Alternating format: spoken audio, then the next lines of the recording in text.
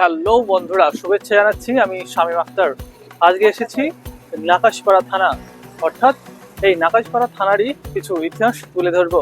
আপনারা অবশ্যই জানেন যে এই নাকাশপাড়া থানাটা কিন্তু নাকাশপাড়া গ্রামে ছিল এবং তৎকালীন সেই সময়কার জমিদাররাই এই নাকাশপাড়া থানার অবদান রেখেছিল বলে জানা যায়। সেই সময় নাকাশপাড়া গ্রামে এই নাকাশপাড়া থানাটা ছিল এবং কিভাবে এই বেথাডাউরিতে NH-34 এর পাশে আসলো এই নাকাশপাড়া থানাটা, সেটাই তুলে ধরবো আপনাদের বিস্তারিত। ভিডিওটা দেখতে থাকুন সম্পূর্ণ। আপনি কি জানেন এই থানার আসল জন্মস্থান এখান থেকে বেশ কিছুটা দূরে নাকাশিপাড়া নামক একটি নিভৃত গ্রামে? ভাবছেন তো, থানা এক জায়গায় আর নাম অন্য জায়গায় কেন?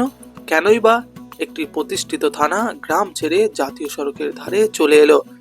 এর পেছনে লুকিয়ে আছে কয়েকশো বছরের পুরনো জমিদারি দাপট, ব্রিটিশ চাল আর প্রশাসনিক বিবর্তনের এক রোমাঞ্চকর ইতিহাস। আজকের ব্লগে আমরা ফিরে যাব সেই পুরনো নাকাশিপাড়া গ্রামে এবং খুঁজে বের করব এই স্থানান্তরণের আসল কারণ। গল্পটা শুরু হয় আজ থেকে প্রায় 150-200 বছর আগে। তখন নাকাশিপাড়া গ্রামটি ছিল এই অঞ্চলের প্রাণকেন্দ্র। এর প্রধান কারণ ছিল নাকাশিপাড়ার সিংহরায় জমিদার বাড়ি পরিবার। তৎকালীন সময়ে এই জমিদাররা ছিলেন অত্যন্ত প্রভাবশালী। কাদের অনুরোধে এই থানা তৈরি হয়েছিল? ইতিহাসবিদদের মতে মূলত নাকাশিপাড়ার জমিদারদের বিশেষ অনুরোধ এবং ব্রিটিশ সরকারের প্রশাসনিক স্বার্থে এই গ্রামে থানার পত্তন হয়। সেই সময় জমিদাররা চাইতেন প্রশাসন যেন তাদের হাতের নাগালে থাকে। প্রজাদের নিয়ন্ত্রণ করা, খাজনা আদায় নিশ্চিত করা এবং এলাকায় নিজেদের আধিপত্য বজায় রাখতে পুলিশের উপস্থিতি ছিল অপরিহার্য। কেন এই গ্রামেই থানা হয়েছিল?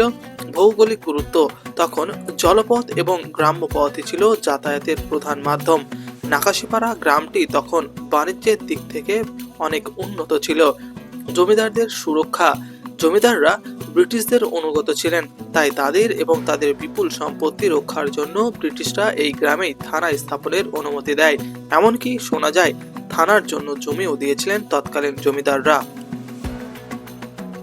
আমি এখন ঠিক সেই জায়গায় দাঁড়িয়ে আছি যেখানে একসময় পুলিশের ঘোড়া ডাকতো, বন্দীদের হাহাকার শোনা যেত। স্থানীয় বয়োজ্যেষ্ঠদের মতে এই থানার ভবনটি ছিল ব্রিটিশ আমলের লাল ইটের তৈরি। পাশেই ছিল বড় বড় দিঘি। জমিদার বাড়ির ঠিক ঢিলছোড়া দূরত্বে এই থানার অবস্থান প্রমাণ করে যে তৎকালীন বিচার ব্যবস্থা এবং শাসন ব্যবস্থা কতটা একীভূত ছিল। সময় বদলালো। 20 শতকের মাঝামাঝি সময়ে যোগাযোগ ব্যবস্থার আমূল পরিবর্তন শুরু হলো। কিন্তু কেন নাকাশিপাড়া গ্রাম থেকে থানাটি কয়েক কিলোমিটার দূরে বেথুয়াডৌরি সরিয়ে আনা হলো? এর পেছনে 3টি প্রধান কারণ ছিল। যোগাযোগ বিপ্লব। ব্রিটিশরা এবং পরবর্তীকালে ভারত সরকার যখন বর্তমান 34 জাতীয় সড়কে গুরুত্ব দিতে শুরু করলো, তখন দেখা গেল নাকাশিপাড়া গ্রামটি মূল সড়ক থেকে বেশ কিছুটা ভেতরে পড়ে যাচ্ছে। অবরোধ দমন এবং দ্রুত মুভমেন্টের জন্য পুলিশের বড় রাস্তার ধারে থাকা জরুরি হয়ে পড়ল। এছাড়াও রেলপথের প্রভাব। বেথাডৌরি রেল স্টেশন সংলগ্ন হওয়ায় এলাকাটি দ্রুত বড় বাজারে পরিণত হয়। জনসমাগম যেখানে বাড়ে সেখানেই অপরাধের প্রবণতা বাড়ে। ফলে আইন শৃঙ্খলার কেন্দ্রবিন্দু গ্রাম থেকে সরে এসে শহরের দিকে ঝুঁকতে শুরু করলো। এছাড়াও প্রশাসনিক বিকেন্দ্রীকরণ। নাকাশিপাড়া গ্রামটি ছিল কোণঠাসা, কিন্তু বেথাডৌরি ছিল এই ব্লকের একদম কেন্দ্রস্থল। সব মানুষের সুবিধার্থে থানাটি সরিয়ে আনা হয়। নাম কেন একই রয়ে গেল? এর পেছনে অনেক কারণ রয়েছে। তবে আপনার মনে প্রশ্ন আসতে পারে, থানা আসলো বেথুয়াডৌরিতে, তবে নামটা বেথুয়াডৌরি থানা হলো না কেন? এর উত্তর লুকিয়ে আছে সরকারি দস্তাবেজে। ব্রিটিশ আমলে যখন কোনো থানা নথিভুক্ত করা হয়, তখন সেটি একটি নির্দিষ্ট সার্কেল বা মৌজা নামে নিবন্ধিত হয়। নাকাশিপাড়া ছিল সেই সময়কার প্রধান প্রশাসনিক নাম। সরকারি নিয়ম অনুযায়ী কোনো থানার স্থান পরিবর্তন হলে সাধারণত তার আদি নাম পরিবর্তন করা হয় না, যদি না সেটা নিয়ে কোনো বড় আইনি জটিলতা থাকে। তাই প্রশাসনিক রেকর্ডে এই এলাকার নাম নাকাশিপাড়া হিসাবেই থেকে গেছে।